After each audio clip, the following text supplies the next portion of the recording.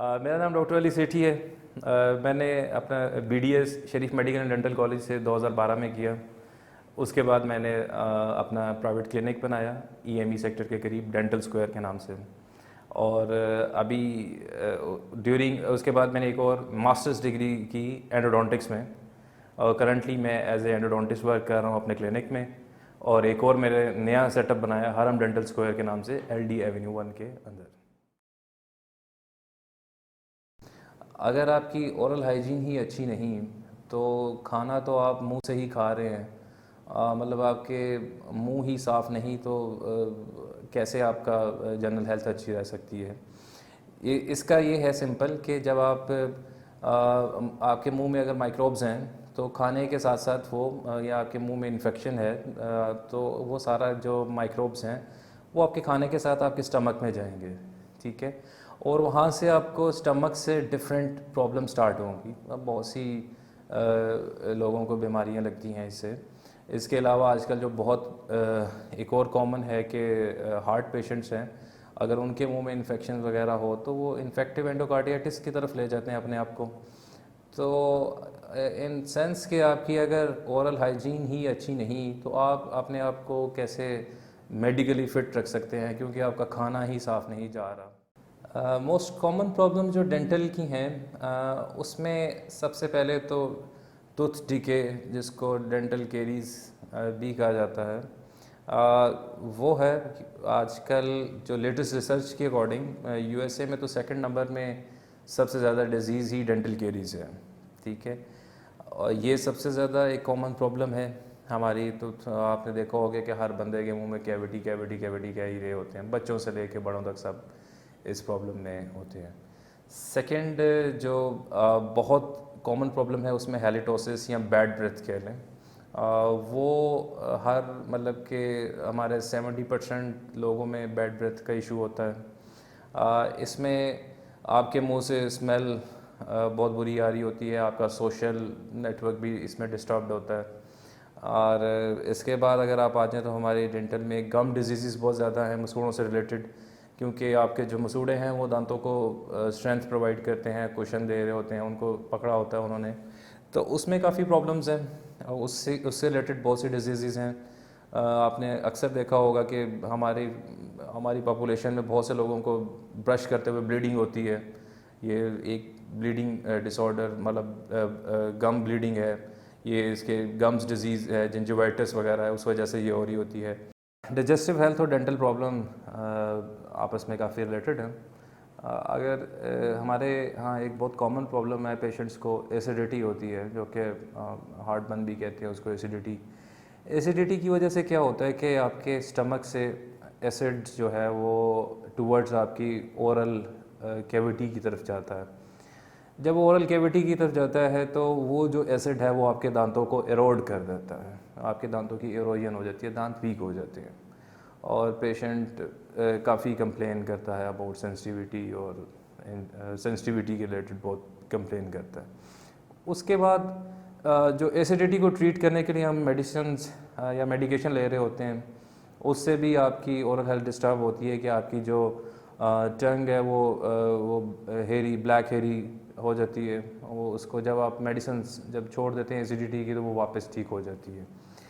इसके अलावा peptic ulcers या अल्सर्स होते हैं, जो आपके अल्सर्स की जो ट्रीटमेंट ले रहे होते हैं उसकी वजह से भी आपकी जो उसकी मेडिसिन है उसका साइड इफ़ेक्ट होता है। बेसिकली क्या होता है कि हमारे दांत की आउटर सरफेस होती है इनामल। आपके दांतों में आपने देखा होगा कि प्लाक अक्सर आपने देखा होगा लगा होता है। प्लाक के अंदर माइक्रोब्स होते हैं जो कि आपके दांत की सरफेस को वो एरोड करना स्टार्ट करते हैं, वहाँ से टूथ डिके स्टार्ट होता है। जब कैविटी बन जाती है तो बेसिकली हम लोग इग्नोर कर देते हैं, मतलब कि कैविटी है कोई इशू नहीं, बट यही कैविटी आहिस्ता आहिस्ता बड़ी होती जाती है। इससे क्या होता है कि पहले पेशेंट को सेंसिटिविटी फ़ील होना स्टार्ट होती है, और सेंसिटिविटी फ़ील होती है तब भी मैंने देखा यहाँ पे बहुत से पेशेंट इग्नोर करते हैं, सेंसिटिविटी है कुछ नहीं होगा। अल्टीमेटली जब यही कैविटी इतनी बड़ी हो जाती है कि दांत के सेंटर में जाके पल्प को डिस्टर्ब करती है तो पेन स्टार्ट हो जाता है।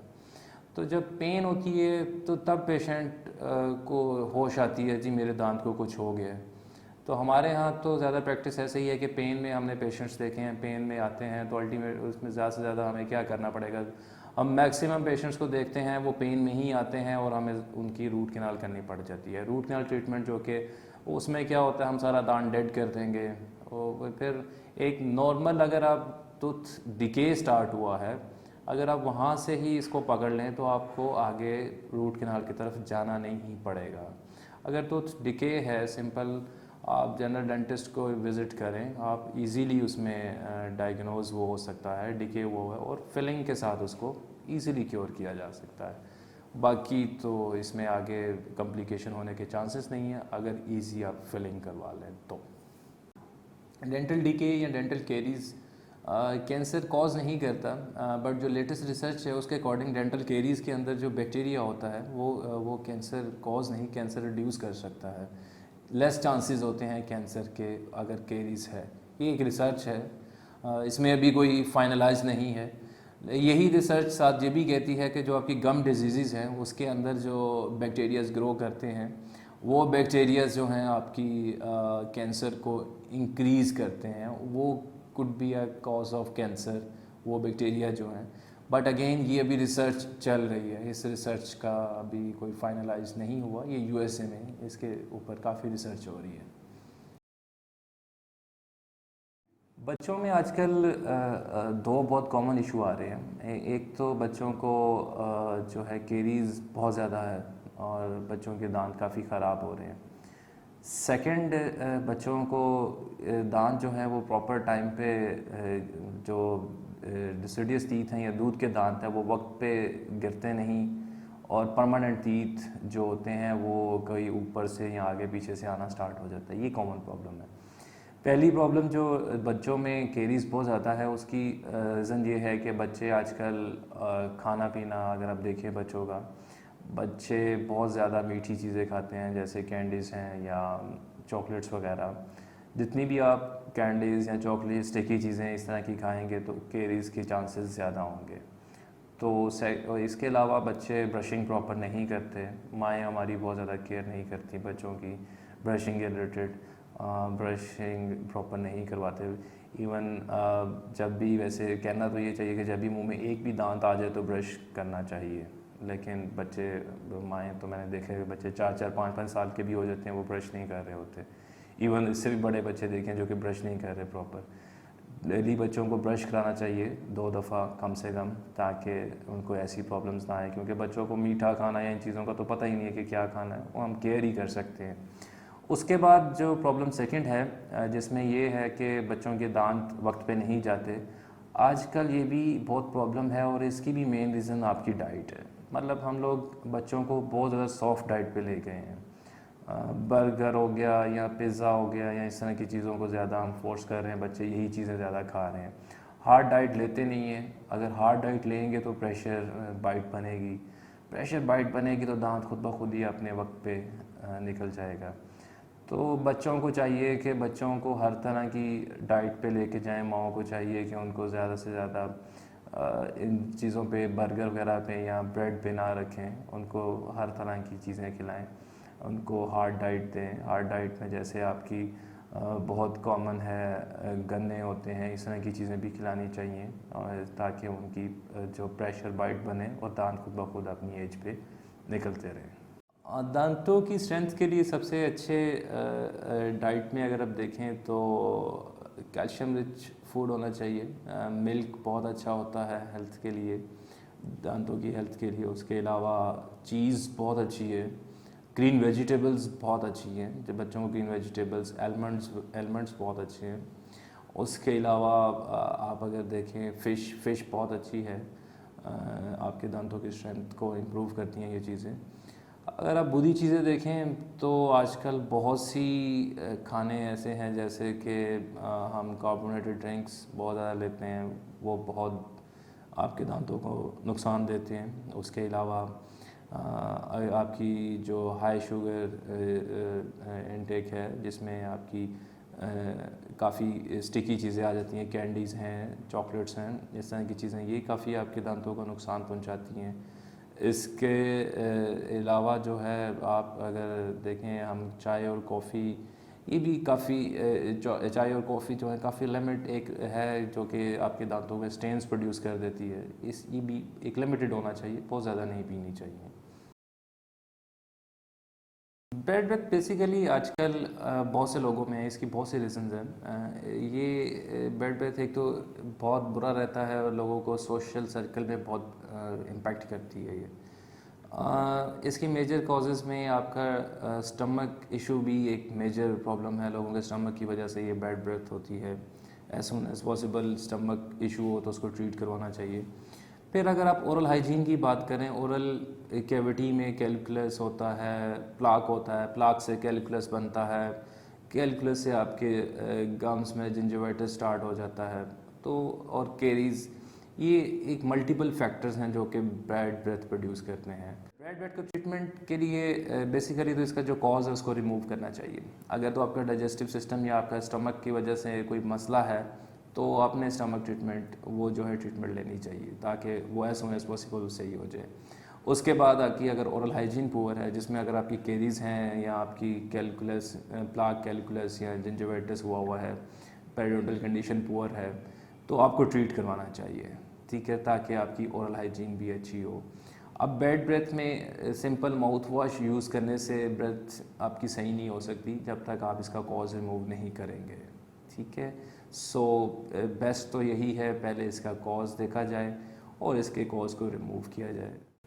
हमारे यहाँ एक बहुत बड़ा प्रॉब्लम है, लोग होम मेडिकेशन स्टार्ट कर देते हैं। मतलब कि अगर किसी को दांत में दर्द होता है तो वो कोशिश करते हैं दांत में लौंग रखते हैं या कोई और भी बहुत से टोटके होते हैं वो इस्तेमाल करते हैं।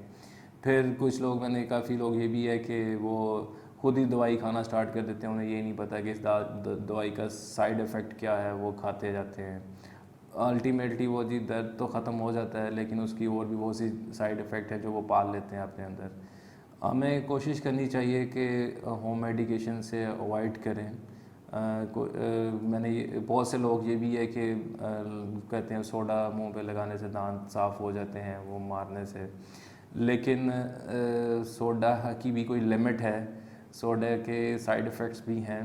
तो सो अवॉइड करें ऐसी चीज़ों से, कोशिश करें अपने आप को ऐसी चीज़ों से, होम मेडिकेशन से अवॉइड करें और रेगुलर अपना डेंटल चेकअप करवाते रहें ताकि आपको ओरल हाइजीन से रिलेटेड और भी बहुत सी अवेयरनेस मिलती रहे। डेंटल हेल्थ मेंटेन करने के बहुत से तरीके हैं, उसमें बहुत से में सबसे इम्पोर्टेंट ये है कि आप को दिन में 2 दफ़ा ब्रश लाजमी करना चाहिए और भी फ्लोराइड पेस्ट मिलती हैं, कमर्शियल अवेलेबल हैं, फ्लोराइड पेस्ट यूज़ करनी चाहिए। उसके अलावा जो डेंटल हेल्थ को मेंटेन करने के तरीक़ों में ये है कि आप ज़्यादा से ज़्यादा अवॉइड करें कि स्टिकी फूड्स ना खाएं, कैंडीज़, चॉकलेट्स या इस तरह की जो स्टिकी फूड्स होते हैं। और उसके अलावा आपको अवॉइड करना चाहिए कि बहुत ज़्यादा शुगर इनटेक ना हो। उसके बाद फिर ये है कि हमारे यहाँ बड़ी कॉमन प्रॉब्लम है कि लोग दांतों में खाना फंसता है तो उसको टूथपिक्स मारना स्टार्ट कर देते हैं। टूथपिक मारने से क्या होता है कि आपके दांतों में स्पेस बढ़ती जाती है, वो खाना और ज़्यादा फंसेगा। अगर वैसे तो हर कोशिश करनी चाहिए कि डेली आपको डेंटल फ्लॉस यूज़ करना चाहिए कि आपने इंटरडेंटल स्पेसेस होती हैं दांतों के बीच में जो स्पेसेस हैं उनको डेली क्लीन करना चाहिए आपको फ्लॉस यूज़ करके। डेंटल फ्लॉस मिलता है, वो भी कमर्शियल मार्केट अवेलेबल होता है। डेंटल फ्लॉस को यूज़ करें ताकि आपकी इंटरडेंटल स्पेसेस भी क्लीन रहें और डेंटल चेकअप रेगुलर करवाने चाहिए। कम से कम हमारे यहाँ तो ट्रेंड ही नहीं है, हर बंदा कम से कम भी 6 महीने में एक दफ़ा भी चेक करवा लें तो काफ़ी मेंटेनेंस हो जाती है। क्योंकि जब आप चेक करवाने जाते हैं, अगर आपके दांतों में थोड़ा सा ही प्लाक है तो वो रिमूव कर देंगे, वो केरीज़ की तरफ नहीं लेके जाएगा। सिंपल स्केलिंग करते हैं